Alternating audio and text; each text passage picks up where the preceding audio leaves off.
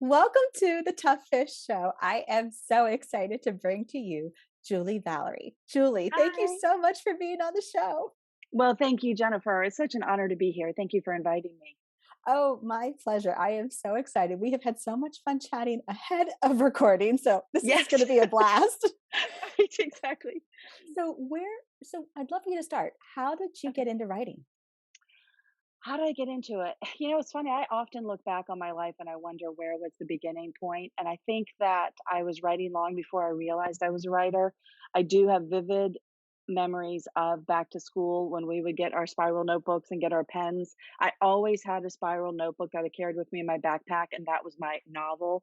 And I would set up like table of contents, and I would make notes. And when I was supposed to be in class, I would be drawing in and writing in it and everything else. And I just kind of always did that. And it was for me, it was kind of an outlet if I was bored in class or if I had like a free moment. So I kind of always had that journal or that spiral notebook, that book along with me. But I don't think I at that time knew that that there was a path I should follow, that if I wanted to be a writer, I should take these classes and focus on this and take all of the different steps that I had to later discover on my own when I was an adult. But, I got tapped into the literary magazine at my high school. I remember writing a poem, Down with Mashed Potatoes, because I hated mashed potatoes. My mom it seemed like she made it every couple of days. So I kind of learned how to put, the power of the pen, I guess. If I had like a beef with potatoes, I could write a poem about it. So, certainly in my teen years, it became like a place to put all of my teen feelings and all of the drama. I would usually put it into writing, but I thought of it as a diary, I guess. And I probably journaled and did a diary way longer and more often than most people. And I wish I had taken it seriously. There were a couple of teachers along the way that kind of said, you should maybe, look into this. And one other memory that I have very vividly, and I know I was in elementary school, actually 2 memories, and I know I was in elementary school because I remember the building that I was in, and it was my elementary school. Number 1, I used to cheat and not do, the book report assignment. I wouldn't actually read the book. I would create a book, the title, a fake author name, a pen name, the storyline, everything, and I would give the book report on this imaginary book. And at the time, I was probably trying to get out of reading and trying to get out of doing um, the entire assignment. And of course, there wasn't internet back then, so the teachers couldn't check on it. But looking back on it, it was my earliest experience of creating a story, of contemplating the title and the characters and what the storyline would be. So if there's any English teachers listening, maybe give that opportunity to some writers in the room because they might like creating the book and being behind the scenes and behind the pages of the book. So there was that. I also remember when we were doing some kind of a dictionary exercise, again, at the same elementary school. So I was probably up, fourth or fifth grade. But it was the first time I realized inside of the dictionary there was a pronunciation guide. And I took a close look at it and I couldn't believe just how much that there was a whole little chart on pronunciation on all the words. And I kind of felt like, oh my gosh, it's like everything is laid out right here. All of the words and all of the pronunciations and everything you needed was in a book. And I remember thinking it was kind of like a portal or like a key, like I had a resource that really had everything that I needed to take the 26 letters and form them into words, double check that I've got the correct ones, and then I could put them down on the page. I do have that as a very vivid memory, and probably the teacher wa probably didn't often have a student that really wanted to do the dictionary skills, looking up and figuring out which word came before the other one alphabetically. Like, I love that, and it probably was just one of my first experiences being really analytical, playing with language and playing with words and seeing how the system worked. And so I have that as a very vivid memory. But then again, at the time, I just thought it was cool and I enjoyed it, but I didn't think someday I'm going to write a book. Those thoughts came a little bit later. I thought it was normal. I thought everybody had the spiral notebook. I thought everybody liked the dictionary. I thought that this was just a thing. I didn't realize it would later help define, a lot of my adult life. Oh, I have to So, tell you, because the whole dictionary thing, you have spoken a little love language to me oh, because yay. because I was the kid who To your point about journaling diary, like a diary that was Yes. cathartic in its writing. So Yes. I would write to help clear my thoughts and such. But Yeah. on the other hand, when I was turning in papers, especially when I was in undergraduate school, I would sit there with the dictionary, flip it open, look at a word, like, that looks like a good word to weave into this paper. I have no idea how Yeah. it's going to fit, but this looks like a Right. good one. And This looks like yeah, and so I would sit there yeah. with the dictionary, I'm like, that looks like another good one to weave in. I have no idea. Yeah, But I have no idea. It's funny because when I got a little older, whenever anybody would ask the question, "What would you do if you won the lottery?" I always said, "I know exactly what I would do." Within minutes, I would buy a complete set of the Oxford English dictionaries because they're huge books. They come in there's like 22 volumes and it's like $1,200 and you need your own bookshelf just for the whole volume of the that's English language. awesome. And I always said, "I really, really want that because it's not just the definition, but the etymology and the history, and it goes deep and when its first appearance and when the word first appeared, and it just an amazing project. And I just would love to have that as a resource. My husband, for Christmas one year, purchased secondhand a collection of the Oxford English Dictionary, but it was in the 1930s that they release an update, every certain number of years. And so what he was able to pick up was the collection as it existed in the 1930s, which is really interesting because you could almost look back into time at where the English language was in the 1930s and where it existed. I don't write historical fiction, but I do often think, gosh, if I ever sold that on the secondhand market to buy a recent collection of the dictionaries, it would be a really great resource for writers who write about the Second World War. You could check to see where was the language up to that point. And so I think I it's really interesting as a historical artifact of the English language. I love that. But see, to me, the thing that I'm really hearing out of all of this is a passion of learning, a passion Yes. of wanting to understand more, to learn more. And by Yeah. doing so, you're following a passion, but then Yeah. the following the passion of learning, which is also developing and following the passion of writing. So Yes. I love how that's just kind of been a breadcrumb throughout what you've done, really. Yeah. Well, it's yeah, and it might be yeah, I don't know if it's an interest or if it's a sickness, but like I have a whole shelf of just thesauruses. I can never say the word. Thesauri, thesauruses. I can never say the word. They should have another word for thesaurus, but but I have probably 15 of them because each one brings something different to looking at more than one ways to use a word or to find a different word. And what I find really fascinating is often the definition of a word is pretty concrete. It pretty much, stands the test of time. At least it stands the test of 100-year cycle of time. But connotations and the meaning and the subtext and of language is changing daily. There are certain words that we could have easily used, even a couple of years ago, and now it's really not. You know, just that society has changed and they're changing Sure. language along with it. So it's Yeah. just fascinating. I don't think there'll ever be. I think that that's a lifelong pursuit. I don't think word lovers will ever run out of things to learn. It's a wonderful life. So It really so is. from that, how did all of this love of writing, the love of words, Oh. the love of writing, and all of it to itself, how did that shape from a hobby or an interest or just something that you were, maybe dreaming about to really turn it into published books? Yes. So I would say by the time I got out of college, by the time I got out of college, I found myself living in New York City and doing a lot of international travel. And at that time, what I was reading was books about the craft of writing. And so it was almost like I wasn't fully stepping into the act of writing yet. I was still quietly and safely from a distance reading all the books on craft, which of course was an evolution of stuff, just a part of me. I do like to learn about the field of writing, the craft of writing. I have a master's degree in education. My husband's always like, "Why aren't you teaching writing? Why aren't you?" But so I've always loved that, and so I really heavily started to read deep in the craft of writing, and I really wanted to know how authors were handling subtext, what it was, what were the techniques, and my spiral notebook turned into a lot of note taking and stuff. So I would say for a period of years, while on an airplane in other countries, working and traveling, I was reading a lot about the craft.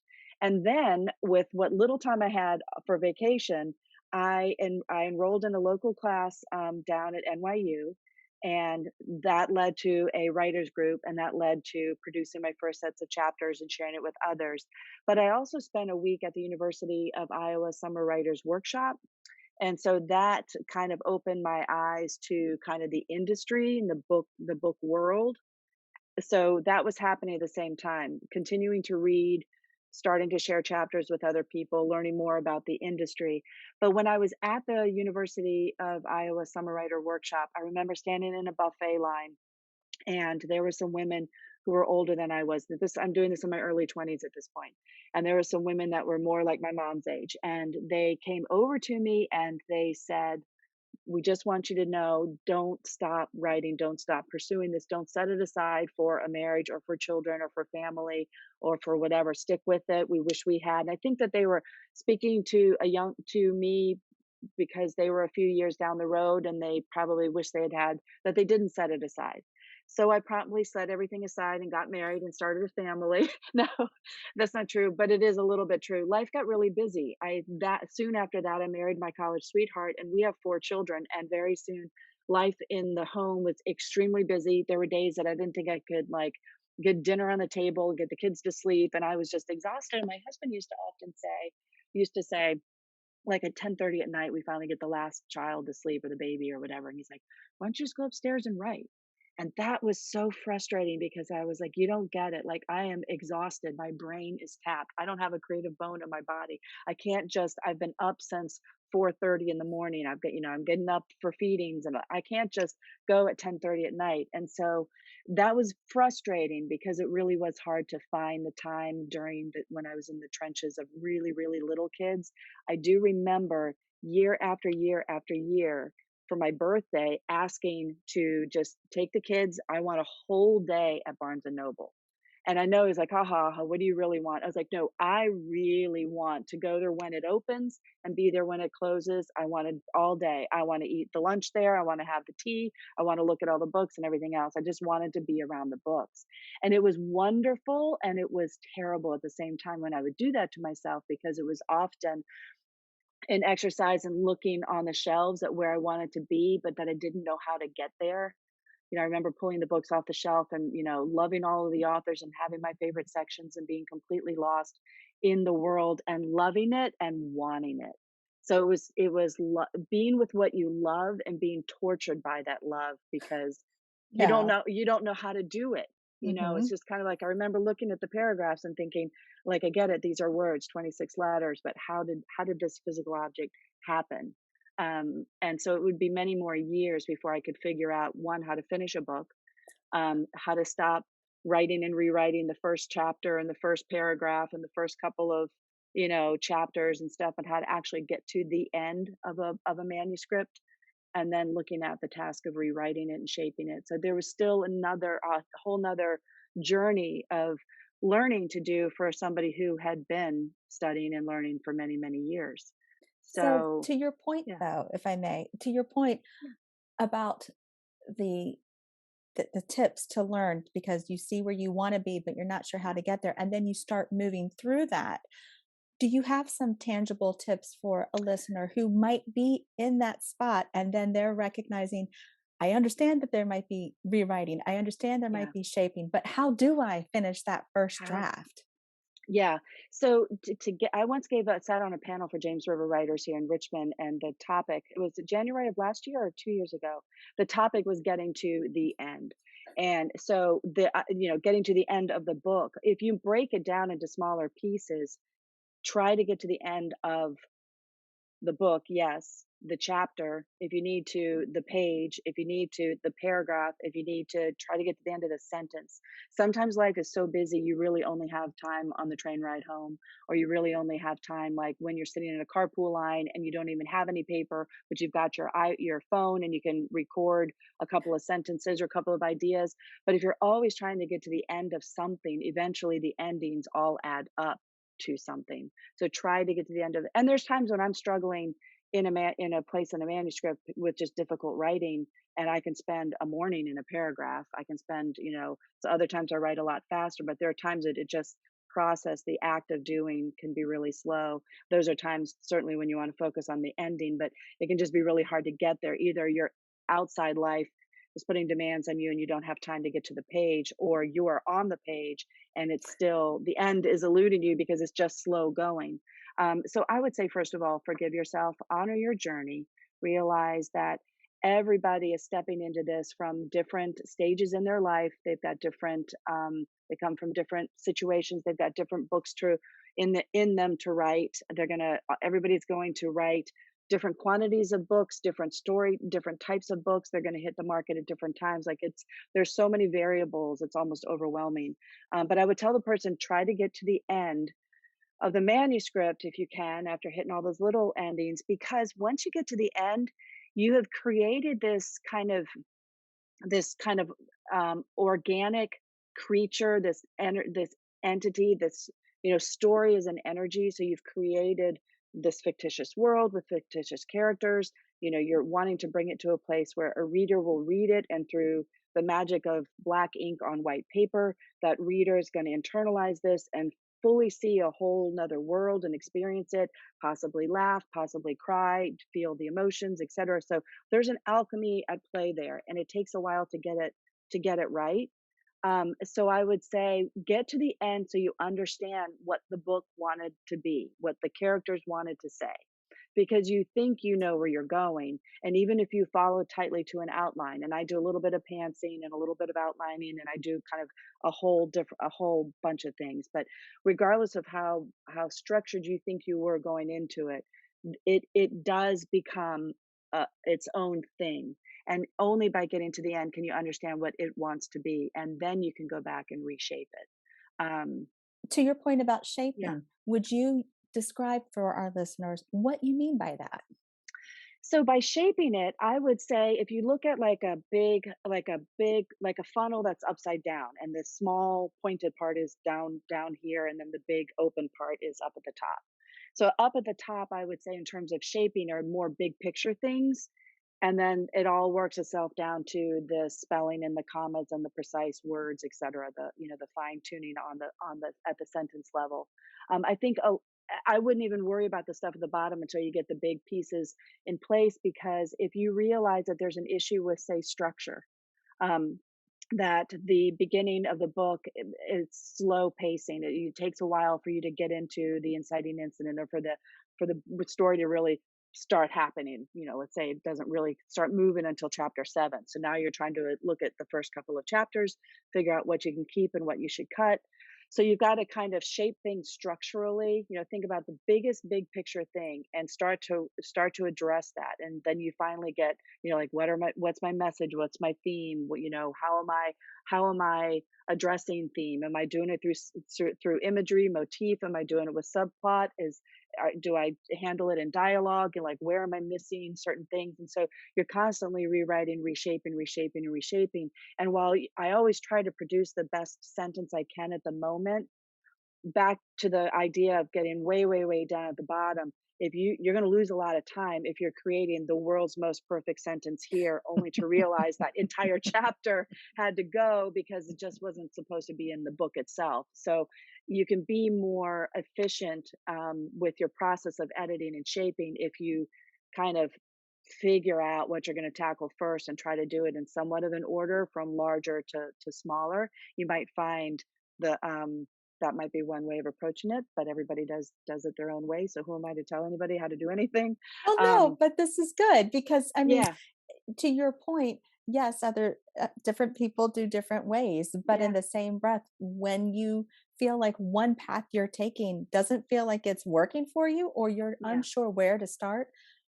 learning what someone else has recommended gives you another option, gives you another path to try because true. you don't know if Yes, it will work. And like you said, where you yeah, plot some and then you pant some, well, yep. you took different pieces and blended them together. So I'm glad you're sharing. This is Yeah, oh, good. fantastic. Oh, yay. Oh, This I'm is so glad. I'm so fantastic. glad it's helpful. I would never ever presume that I knew the answers, because I even do things differently with every project that I'm working on. I do find it Absolutely. liberating to have a notebook next to me to make notes. Otherwise, myself, I'll get caught in these endless loops, or these rabbit holes. So the endless loop is constantly going back and revising what you just wrote. And I know that some writers will do a little bit of that before they jump into their writing session. So they'll go back to yesterday's writing, polish it up a little bit, get themselves into the story, and then start their daily writing. That I can totally understand. But I know for myself, and it's probably just me being critical of myself, all the time editing and rewriting and trying to make things perfect. I think that I can fall into a loop. And then my rabbit holes, the example is when I'm trying to fix structure, if I realize that I should be doing something different about the theme or the message or a particular character, then suddenly I'm chasing that rabbit hole and then I'm confusing myself and then I'm not being very efficient. So what I'll often do is figure out I'm looking at structure. That's what I'm doing today. And if something comes up about a character or a theme or some other thing that is not structure, I've got my notes. So I know that I haven't forgotten the thought that came up or what my concern is. You can write down character issue in the page and what your thoughts are, etc. So you can kind of do a things to do list on editing so you can control all of your thoughts, all of the inspiration, the things that you're thinking about when you're driving your car and starting to figure out, or you're in the shower. And I have a dry eraser marker Nice. on the mirror right outside of my shower because for some reason I get ideas and then I have to quickly write it down. Uh-huh. But if you have those methods in place, you can kind of be in control of a mind that can constantly spiral. And you're handling a very large document. If you're writing 85,000 ish words for a novel, you're keeping track of 85,000 things. Mhm. And they all have to, they don't line up like numbers. Well, even numbers and mathematics become something different, its own life and energy force. But these words, like I said, they have meaning and they sit into certain positions within the sentence, and then how they line up within the paragraph could make someone cry or not, could make somebody laugh or could fall flat. Like there's so much going on there and so much to balance that having a list beside me often helps when I'm trying to shape it into something. And then there's a moment I think for a lot of writers, depending on what your goals are with publishing and readership, is the moment when you have to figure out where does this land in the market, kind of the business side of writing, that is its a whole nother thing. Very true. Very, very true. Yeah. So, if you would Yes. you describe what you mean when you Okay. say theme versus message? Oh, Just in sure. case somebody might be thinking that they might be interchangeable or they might be the Okay. same. So, just in Yeah. case. Yep, just in case. So I probably be really clumsy with my response. Then later today, I'll think of a better answer and be like, "Oh, I wish I had said this." But so, like a theme, if your theme is, say, revenge, um, you could then incorporate different motifs about revenge, whether it's a lot you're constantly introducing knives or something, and maybe the way the person takes their revenge out is through a knife. And then there's like a knife in a stained glass window, or there's what you focus on when they sit down at the table. It's how someone grabs the knife, or you could have some kind of a motif that has to do with cutting or stabbing. So your theme is revenge. You've got all these motifs to play with to support the theme, but maybe your message is something like, um, some revenge is necessary, or there's no winners or losers in the game of revenge, or you know Nice. Very revenge is nicely just done. when, yeah. So I would Yes. say theme, and then you've got a little motifs, and then there's subtext. So then often Mhm. if you're thinking about, okay, I've got this theme of revenge, I want to communicate this message about revenge, I'm using these motifs. When my characters are speaking, what are they saying is, this is really sloppy dialogue, but an example where someone would say something like, this soup is so thick I could cut it with a knife, or I don't, this is really bad, but maybe in that situation Right. the subplot suggests something about you wouldn't cut soup with a knife, but maybe in the story something is happening that has to do with, maybe they have to cross a river, they have to cut it with a knife, or that the way they cut in their revenge story has to do with fluids, or I have zero idea. I'm going, it's a You're little doing sloppy of a great. response, but No, but no, then this you is start to actually apply cool. things. No, Yeah. this is really, really cool. And the reason I say that is because you're right that there is a lot that goes into it, but sometimes someone might have thought the theme of sometimes revenge is necessary, or rather the message of sometimes that revenge is necessary could have also been the theme. And I love that Right. you described the nuance in there. So thank you for Yeah. that. Oh, So how sure. Yeah. so how did Holly Banks come about? So there was another manuscript that I was writing and working on, and it was not, it was, I was, it, I have often referred to it as my MFA in writing. I don't have an MFA in writing. I have a master's degree in education. But this particular manuscript that I was working on, not the Holly Banks manuscript, there's a whole nother storyline, is where I made all of my mistakes, where I tried everything, where I was constantly rewriting and learning the craft. And it was just became this hot mess, almost like this like what is the ball and chain or the thing you're dragging along and just not letting go of. But when I was living out my life as a mom and in the school system and crazy things happening with the four kids, I was writing these funny emails and they would often go viral within our small social group and people would share it and it would, spin off and you should write a blog or you should write articles or you should write for the local family, magazines or whatever you find at the grocery store or whatever. You should do something with this. And I was like, "Ah," it was just really nice, and I thought it was really sweet. Until one day my husband said, pointed to my computer, and he was like, "Let go of that manuscript that you've been, like, writing and rewriting for way too long. This is what you should be writing. You should be writing these emails. You should be writing about mom life or the struggles of modern motherhood or just the family life, making it, do it funny or whatever." He said, "Write the emails." And I was like, that is the stupidest thing I've ever, that is so stupid. I was like, "That is ridiculous. Write an email, right? Oh, okay, I'm gonna write emails." And I just couldn't figure out how to leap from the object of an email and the purpose of emails and how they're short and everything else into a full novel. How do I take, and I was looking back on emails that I had recently written or little stories or vignettes that I had told. And I was like, that's not a novel. I can't build that into a whole, I just couldn't figure it out. But I think what he was saying was there's an ease of there's this writing is difficult, this book that you've been working on and it's not going anywhere and it's causing you stress and difficulty and it's hard, but you sit down for the emails and you're happy and you enjoy it and the things are flowing and you're laughing and they're laughing and people are enjoying it and circling and sharing it with others. You're over here, not over here. I think I wanted to be big book literary, big thoughts, big ideas, and all the things I thought writers were supposed to do inside of books. But then I realized, you know what, I'm bringing a lot of laughter into some people's lives that have had a really tough day.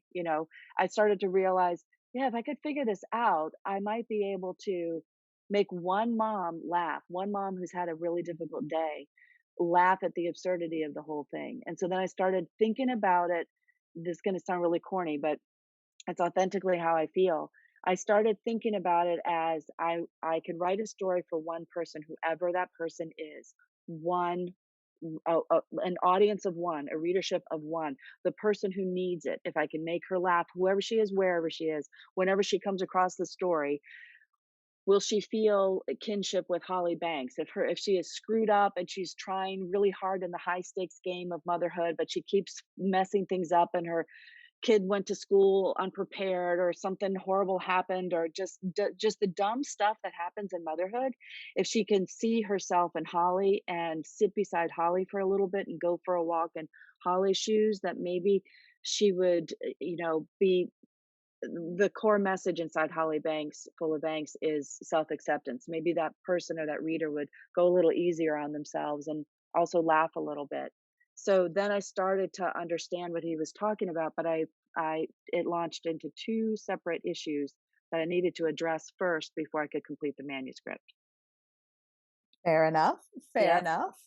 So That do you want to know what those two things were? if you want to share. I would love to. I then went into a deep dive on how to write humor and all the literary devices of humor. And then I got it in my head. I want to try to incorporate all of them into one story. So I want to have wordplay and jokes and physical humor and satire and irony and slapstick and, just all of it. And I started to really deep dive on the craft of stand-up comedy versus comedy in the movies versus the type of comedy that I really really love, like on television, Modern Family, Parks and Rec, The Office, the comic strip Dilbert. I remember studying that because what Dilbert is to the office, I mean, to work life, and what the office is to work life, is the same as like Modern Family or Parks and Rec is to local government. But I remember trying to study the beats of humor in a comic strip in that limited form versus stand up comedy, watching how the stand up comics deliver their jokes and how important physical humor is and how they do their things and the beats and the rhythms and stuff. So there was that whole thing that I tried to figure out. And then the second part was, oh, I had Mary Margaret St. James, the antagonist in the story, was the first voice that came to my head. And so I needed to get her voice right because she's kind of she's a satirical character. I've turned the volume up on her. So she's a little bit, you'd be able to easily accept her on screen and on film, but on paper, I needed to be careful and try to blow her up and make her the way I wanted to make her, but make sure I didn't overwrite it. So I wrote the entire manuscript in second person, so that almost as if Mary Margaret is talking to you, the reader. I only had Mary Margaret's voice. I didn't write in setting. I didn't write in the other character's response. I just wanted to hear her. So the entire first draft of the manuscript was second person point of view. Nice. Then I switched it to first person point of view to layer Holly into it. And at that point, Holly's interacting with Mary Margaret, and there's a whole world built around them. I sent the book out to a couple of agents, and early on wasn't I was getting requests for fulls, but nobody was, offering to represent. And I was like, I wonder what's going on. I hadn't sent it out to very many, but then somebody said, you know what, write it in third person because there's so much humor in here. When it's in first person, you're asking the reader to read sentences like, I went to the store and slipped on a banana peel. That's not an actual sentence in my book. I went to the store and I slipped on a banana peel is asking more of the reader in a book with humor than if you said, she went to the store and slipped on the banana peel. There is no banana peels in my book. But I thought, oh my gosh, you're probably right. And I had also written it in present tense. So now I was facing my third rewrite. There are only 3 points of view. I had already written it in second person point of view. I'd written the whole thing in first person point of view, and now I was writing again in third person point of view. So now it's she and her are doing things that the reader is observing. But I also switched from present tense to past tense. And what I learned in those rewrites was all 3 points of view and telling a story from the present tense to the past tense. But because it's a work of humor, and I had employed all of these different devices in humor, the jokes changed because the way you deliver a joke, if it's I went to the store in the present tense and this was happening to me in live present tense. The way you tell those jokes and the way you or that humor, the words that you employ to make it funny is totally different when you switch the point of view and you switch to past tense. So the humor, the structure, like the cogs that made the humor work, had to be rebuilt again. So I kind of approached all the many different devices of humor from two different points of views and two different deliveries, and the whole thing was a hot mess. But I tell you, I learned a lot. So those are my two big issues: learning all about the humor, and then exploring voice and all of the elements of telling the story by all of these different points of view changes, and then past to present tense and all the verbs. But all of that is so amazing because Ugh, what you did just in this really in this short interview was you talked about how the structures were coming through and talked about these ideas, but then showed that now how it transitioned and showed up in your own book. And I oh, that is so cool. Thank you so much. yeah, my And pleasure. believe it or not, we are at the end. That went So by so fast. how can Yes. people connect with you, Julie? Where can they find you and where can they Oh, connect with you and get your books? Where can oh, they sure. connect with Holly? Oh, well, thank you. So, there's 2 books in the Village of Prim series. The name of the series is The Village of Prim, and I'm represented by Joelle Del Borgo and published by Lake Union Publishing. So you can get it in paperback and audio. You can get it on Audible. The first book is Holly Banks Full of Angst. And it's a debut novel about trying to live the perfect life and learning the hard way. There's no such thing. In this book, there are text messages and emails and script writing. There's a recipe spelled backwards. We then join up with Holly again in book 2, in The Peculiar Fate of Holly Banks, also by Lake Union Publishing. in all the different book formats and on Audible, and in the libraries. And in this book, we meet up with Holly. It's a kind of an aftermath book. This one is more humorous. This is more contemplative, and they're both super fun to write. This one's got a crossword puzzle in it that kind of spills out throughout the village. But the village of Prim is its own character, so we not only have the characters within the books and how they evolve from one book to the next. The village is always evolving, and so I've really had a really nice time doing all the world building for these two books. And I'm currently writing my third. If you're interested, I would love it if you'd sign up for my newsletter. But pretty much everything you need is on my website, julievalerie.com. And I'm so Awesome. grateful for this time with you, Jennifer. Thank you so much. Thank you. I'm so glad that you were on the show. I really My appreciate pleasure. it.